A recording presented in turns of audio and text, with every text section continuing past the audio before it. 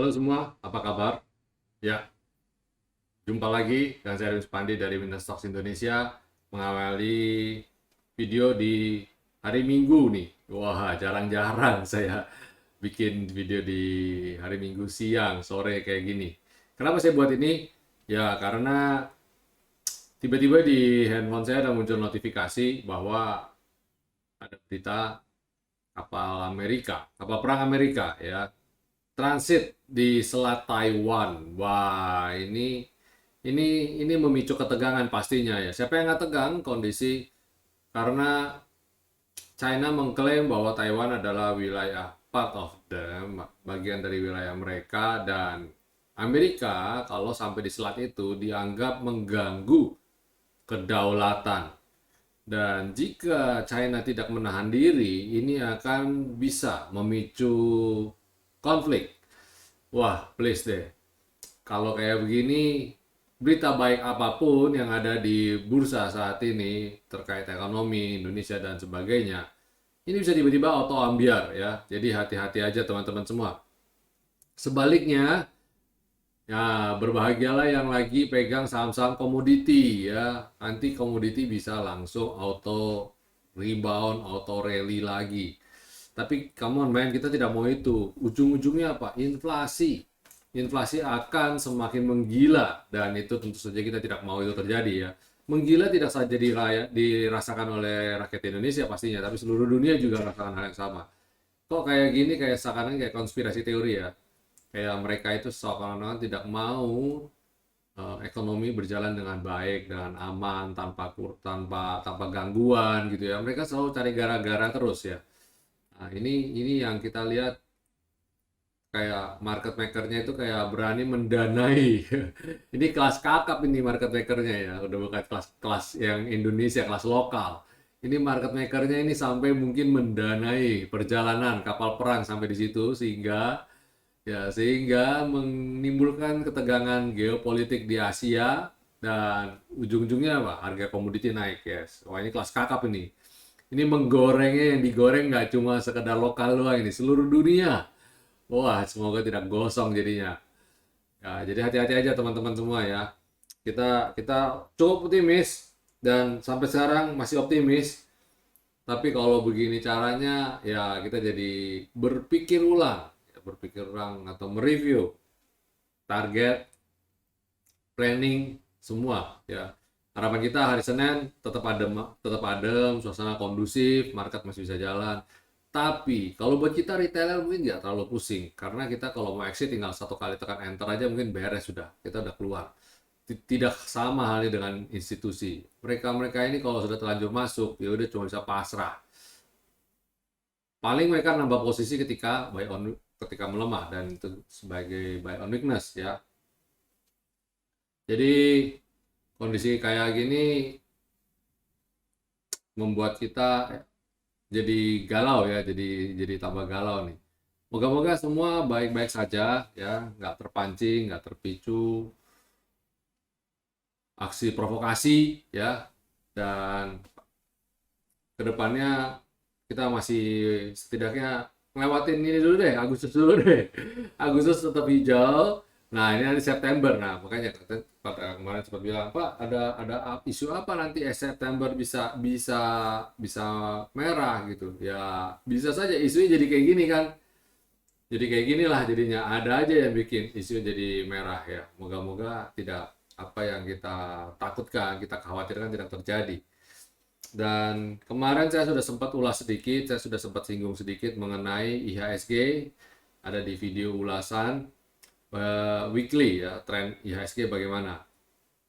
Nah, ini kan kemarin saya cerita IHSG potensi pada dasarnya masih bergerak naik. Nah, kalau kayak begini ya kita kita lihat ya, ternyata komposit memang sudah ada di resisten nih, ternyata teman-teman ya. Ternyata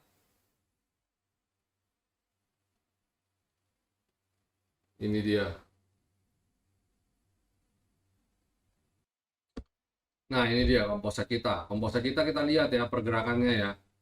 Ya, kalau dia sampai lanjut koreksi nggak heran ya. Ya, lagi-lagi kayak soalnya kayak kok bisa pas banget ya dia kondisi kayak gini ya. Nanti kalau memang Senin ternyata suasana memanas, ini bisa tambah ambiar lagi nih. Kok bisa tahu gitu loh, ngepas banget ya di saat ini kapal perang Amerika singgah ke Selat Taiwan gitu ya. Nah, kok bisa pas? Saya tidak tahu juga kalau bisa begitu. Tapi intinya kita siap-siap aja kalau kondisi kayak gini. Jadi jika IHSG jebol level itu selendang adalah 7.080. Jadi jika IHSG jebol 7.080, saya rasa waktunya untuk amankan cuan dulu. Ya, kita jaga-jaga dulu, standby dulu, standby cash. Maksud saya nanti ketika market sudah mulai tanda-tanda recover, kita mulai buyback lagi. Ya, daripada kita galau nggak bisa makan nggak bisa tidur, mending gitu. Oke. Nah, transaksi kemarin juga di penutupan asing nesel ya, minus 164,2 miliar, dan transaksi juga ya overall oke sih, di atas rata-rata 12,332 triliun transaksinya. Tapi ini bukan yang terbaik. Yang terbaik ada di level kemarin sempat paling ramai itu di 13 triliun lebih. Jadi pada dasarnya masih nggak terlalu, nggak berarti ini menunjukkan tren yang bagus juga gitu. Jadi kita tetap sabar-sabar dulu aja ya. Nah, itu komposit kita. Terus kita lanjut ke segmen berikutnya, yaitu sektoral.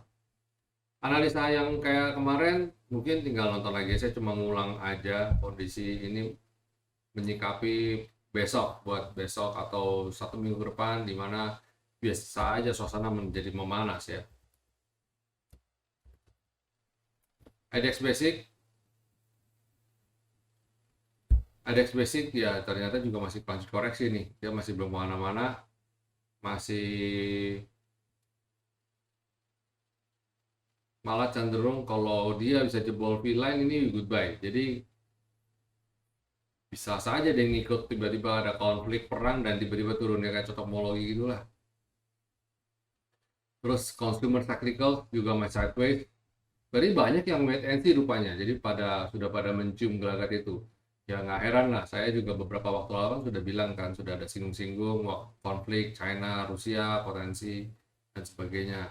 Di morning briefing lah terutama. Terus energi juga naik tapi membentuk candle yang kurang enak, bisa saja koreksi juga.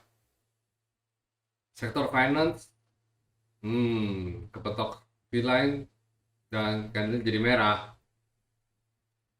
Healthcare, healthcare juga masih di bawah ya, masih cenderung nyelam, sempat rebound tapi dia dibanting lagi, ya gitulah. Sedangkan sektor industri ini juga sama, candle merah tebal. Ya, harapannya tidak terjadi aksi jual besar-besaran lagi karena dia lagi di pucuk nih, lagi di puncak. Moga-moga bisa rebound. Terus ada, habis industri ada infrastruktur. Infrastruktur salah satu yang menarik sih sebenarnya ya. Udah di bottom banget dan dia lagi ada pola reversal. Nah, ini harusnya juga masih bisa rebound nih kayak gini ya.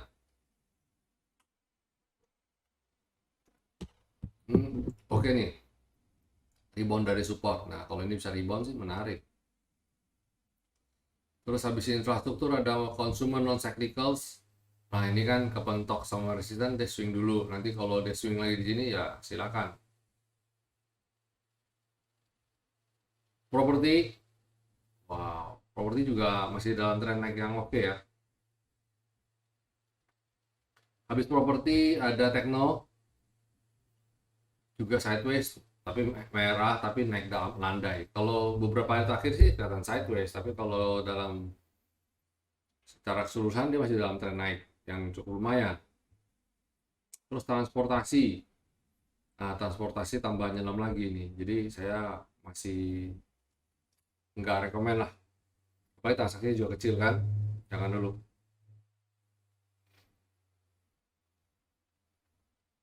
Ya oke, itu rekomendasi kita untuk perdagangan tanggal 29 Agustus 2022, dan kita masuk rekomendasi. Rekomendasi pertama jatuh pada saham ESA, Surya Esa Perkasa, breakout, wow keren, lanjut, moga-moga lanjut.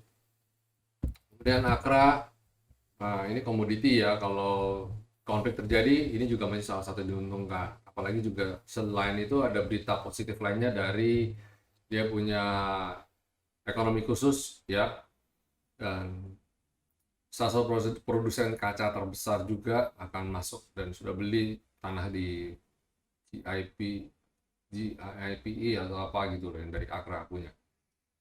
Terus habis itu Accra ada Friend. Nah, Friend ini juga baru bangkit dari support. Moga-moga besok bisa lanjut. Kalau besok bisa lanjut, nah berarti aman sudah ini. Friend. Habis itu ada Harum. Nah, ada dua emiten nikel yang tadi hari ini saya bagikan. Pertama adalah Antam, sorry. Yang tadi sudah saya share Antam ya kalau nggak salah ya. Antam apa info. Terus kedua ini Harum. Nah, Harum ini kepentok V-line dan dia swing. Nah, kalau dia bisa rebound lagi cakep karena secara dia ada dua user bottom ya kodenya. Tadi Antam coba cek udah 11 belum sih? Oh, Antam goodbye malah. Antam goodbye. Ini ngeri nih. Antam Inco masih mending lah. Inco kayak Harum ada di V-line, ada di Selena. Kalau Antam sudah goodbye. Oke, ya terakhir last but not least adalah NRG. NRG ini juga menarik karena beberapa kali kita pantau dia cukup kuat ketika mantul dari support. Moga-moga sampai di level 262 ini, kalau bisa sampai 262 ini sih bisa breakout, cakep banget nih. Ya, itu energi sebagai penutupan rekomendasi tanggal 29 Agustus 2022. Baik, itu dulu semuanya. Terima kasih atas atensinya ya. Kita buat pendek aja, singkat, padat, dan jelas. Cukup saya rasa karena juga toh saya sudah buat market review kemarin yang mana isinya juga lumayan cukup detail lah. Oke, itu aja. Saya mau menikmati kembali waktu bersantai saya di akhir minggu ini sembari menyusun materi karena besok saya akan ada meeting besar. Ya, bismillah guys. Sampai jumpa semuanya. Enjoy your weekend ya. Last minute sih. Ini udah terakhir. Nggak usah mikirin tradingan lagi, saya sudah pikirin ulasannya. Silahkan nonton pelan-pelan, dikunyah pelan-pelan, dan moga-moga dimengerti semua. Sampai jumpa semuanya. Senang sekali bisa bertemu Bapak Ibu kembali di akhir pekan ini. Stay safe semua, stay healthy, and God bless you all. See you.